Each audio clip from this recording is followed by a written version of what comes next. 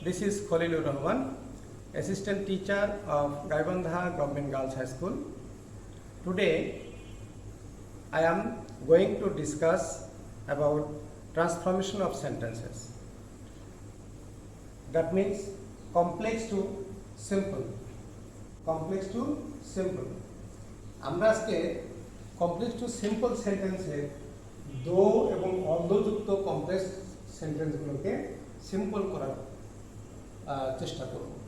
দেখো, যদি কোনো সেন্টেন্স দেখি দো এবং অর্ধ আছে এবং সেই দো এবং অর্ধযুক্ত সেন্টেন্সে যদি am, is, are, was, were, that means to be verb থাকে, তাহলে আমরা কিভাবে সেটিকে সিম্পল করতে পারি সেটির একটা উদাহরণ আমি দেখাবো। দেখো, আমি যদি দেখি এই সেন্টেন্সটা, দেখো, দো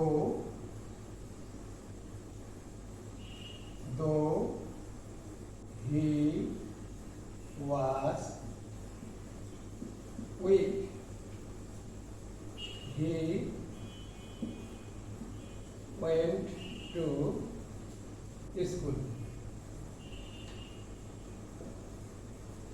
এই সেন্টেন্সটিতে আমরা দেখতে পাচ্ছি দো আছে, এখানে অর্ধ দিলেও হতো, দো আছে এবং দোযুক্ত অংশে আমাদের টু বি ভার্ব ওয়াজ আছে এবং এই পাশে একটি মেইন ক্লোজ আছে। এর আগে আমি তোমাদের ক্লোজের ব্যবহারগুলো দেখিয়েছিলাম।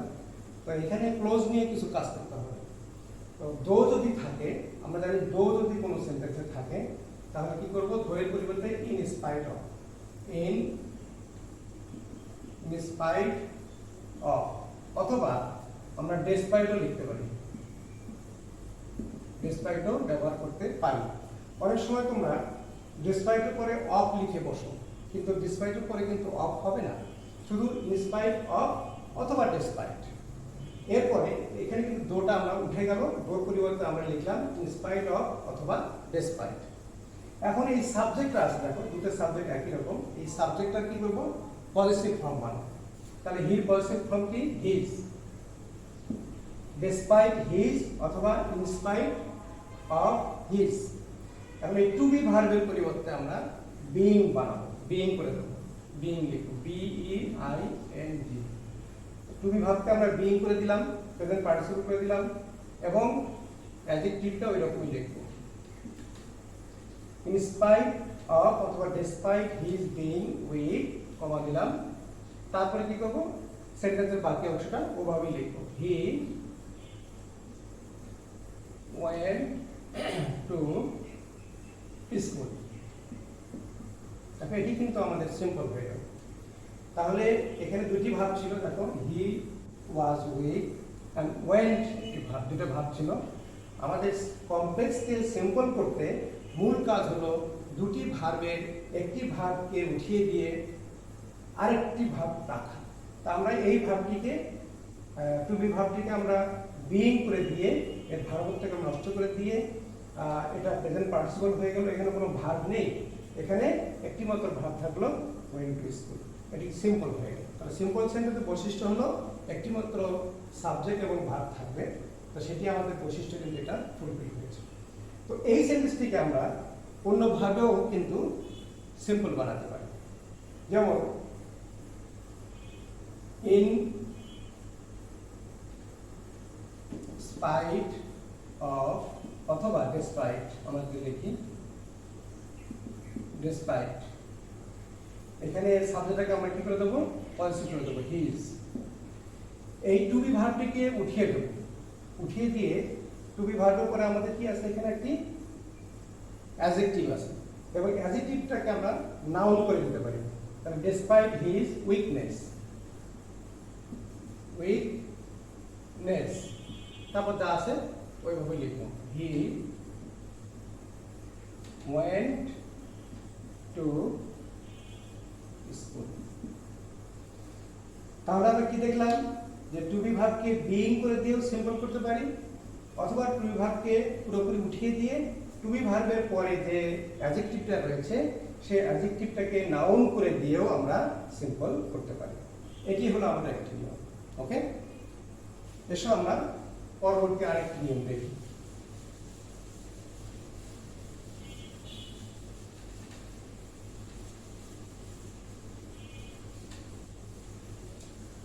আবার একইভাবে দেখো যদি কোনো সেন্টেন্সে দো অলদো থাকে, দ্যাট মিন্স কমপ্লেক্স সেন্টেন্সে কি থাকবে, দো অলদো। এখানে যদি দো অলদো থেকে have oblique has oblique have, তার মানে টু হ্যাভ ভার্ব, এটি যদি থাকে তাহলেও কিন্তু আমরা একইভাবে করতে পারি। আমরা দো অলদোর পরিবর্তে ইন স্পাইট অফ লাগাবো, তারপর সাবজেক্টটিকে পজিটিভ করব এবং হ্যাভ হ্যাজ হ্যাডের পরিবর্তে হ্যাভিং করব এবং বাকি অংশ হবে লিখব। তো আমি যদি তোমাদেরকে একটি উদাহরণ দিয়ে দেখাই, although he had qualifications, FIQUALFICATION, although he had qualification, comma, he did not get a job। এই সেন্টেন্সটিতে একটু খেয়াল করো, এখানে আমরা কি লিখলাম, although he had qualifications he did not get a job। তাহলে although পরিবর্তে আমরা কি দিতে পারি, পূর্ববর্তী সেন্টেন্স আমরা দেখেছি in spite of অথবা despite, আমরা যদি একটা লিখি এখানে despite, despite সাবজেক্টটা কি করব, পজিটিভ ফর্ম বানাবো, হি কে হিজ করে দেবো, আর হ্যাডটাকে কি করব, হ্যাভিং করে দেবো। despite his having, তারপর কি লিখবো, qualifications, QUALIFICATIONS, despite his having qualifications, এখানে একটা কমা দেবো, বাকি অংশ এভাবে লিখবো, he did not get a job,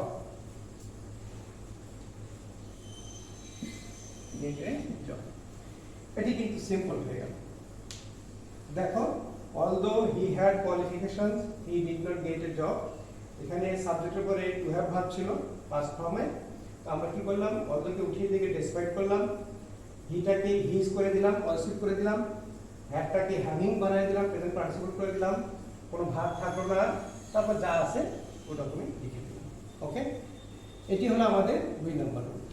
আরেকটু দেখো 3 নম্বরটা, আরেকটা সেন্টেন্স আমরা দেখি।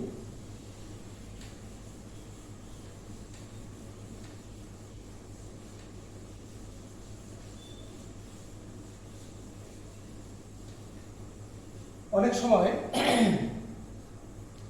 সময় দো অলদোযুক্ত সেন্টেন্সের কোনো মেইন ভার্ব থাকে, সেটিকে আমরা কিভাবে সিম্পল করতে পারি সেটি আমরা এখন দেখব। দেখো, though he ran fast, he could not catch the train। Though he ran fast, he could not catch the train। এখানে কিন্তু সেন্টেন্সের পরে সাবজেক্টের পরে মূল ভার্ব আছে, তাহলে কি করব, মূল ভার্বের সঙ্গে শুধু আইএনজি যোগ করে দিয়ে বাকি অংশ লিখে দেব। এটা কি কিভাবে করব আমরা দেখো, তাহলে despite he কে কি বানাবো, his, despite his, আর ran ভার্বটাকে কি করব, প্রেজেন্ট পার্টিসিপল করে দেব, running, RUNNING, despite his running fast, কমা, এখানে কিন্তু একটা কমা দিতে হবে, he could not catch the train। তাহলে মূল ভার্বের সঙ্গে আইএনজি করে যুক্ত করে দিয়ে প্রেজেন্ট পার্টিসিপল করে দিয়ে আমরা সেটাকে সিম্পল বানালাম। ক্লিয়ার? এখন এসো আরেকটি নিয়মে আসো, অলদো যুক্ত আরেকটি সেন্টেন্স এভাবেও থাকতে পারে। দেখো,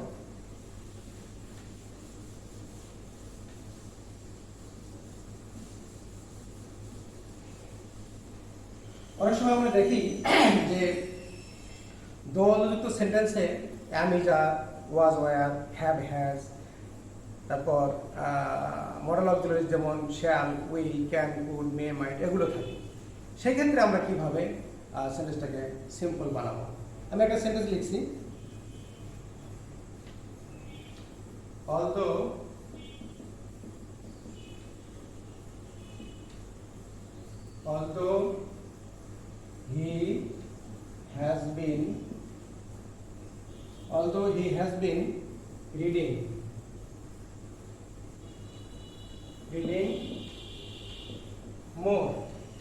although he has been reading more, he cannot make a good result.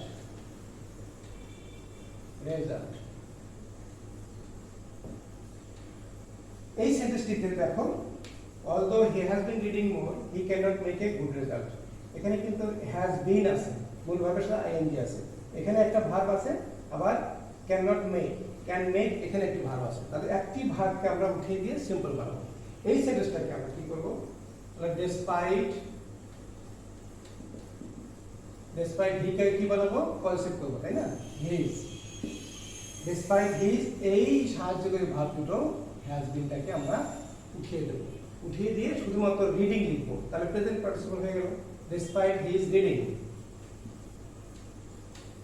reading more, comma Dev, he cannot make a good result.